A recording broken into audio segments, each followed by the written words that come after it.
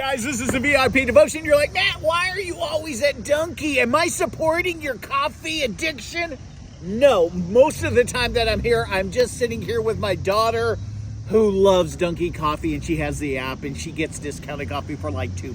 But here's the thing. First and foremost, from the bottom of my heart, I want to say thank you for supporting me on Patreon. There's a lot going on in the world, and I want you to know how appreciative I am of every last one of you. You guys are the best, and I have an encouraging word because you're like, Matt, please give me an encouraging word. This has been a really rough month. Friends, it's rough on everyone. I'm not even going to tell you the day that I've had today. It was that crazy. But look at. I like this. This is Job 42:10. It says this, listen very carefully, my good friends. After Job had prayed for his friends, the Lord restored his fortune and gave him twice as much as he had before. Job probably didn't understand at the beginning what was taking place. He was the same as you and I. It's like, this doesn't make sense. I'm obeying God. I thought I was righteous. And here's the thing, no matter where you are in life, God is still teaching you. There's never a time in your life where you can say, okay, I've hit this pinnacle. I'm okay with God. I'm going to coast. Friends, you're never okay unless it's through Christ, and there's no coasting. We're always growing. God had to get Job to the place where the people who betrayed him, he was able, because of the suffering and what it wrought in his soul, that he could pray. And as soon as he prayed, God blessed him. He changed the tide for Job. Literally changed the tide. Look at, we'll keep on reading. Verse 12, the Lord blessed the latter part of Job's life more than its former.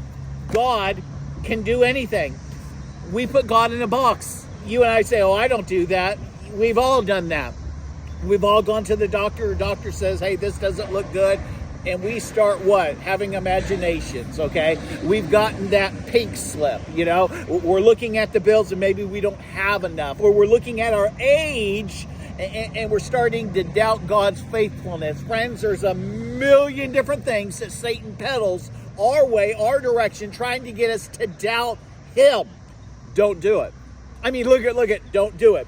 When was the last time that you saw a man walk up to a mountain and say, get into the sea, and the mountain obeyed? I don't know of anyone that's ever commanded a mountain, but God responds by faith. And the only way to really move mountains is when God speaks to you and says, hey, command that mountain be moved. It reminds me of the story in the Bible where God asked Ezekiel, can these dry bones live? They were in a valley and there's dead bones, dry bones. You know what Ezekiel does? The same thing you and I should do. Only you know, Lord. You know what I'm saying? But God had to teach Job something. And he had to get him to the place where he could now understand some things that prior to the suffering he couldn't understand. Friends, I'm here to tell you that God can change everything like that. Don't hold on to things. Give them to the Lord. Trust God. Part of graduate level life is being betrayed, is not understanding why God allowed something, but still loving God. In the midst of the pain, you're pushing through. It was that quick. What if I was to tell you, if you were to pray for a person that has done you wrong, that God would change everything in your life? Would you do it? You're like, heck yeah, I would do it, man, like that. Job didn't understand what we just talked about.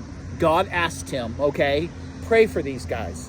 Pray for your friends. Do a burnt offering unto me, and I'll accept it.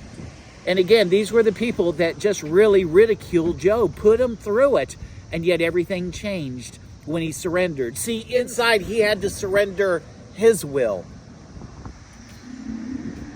That's hard, isn't it, guys? Because we feel justified in the things we think and the things that we do.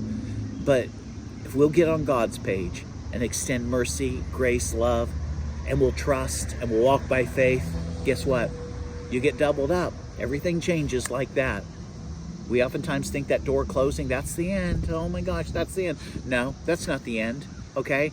That is the beginning of you learning something new about God.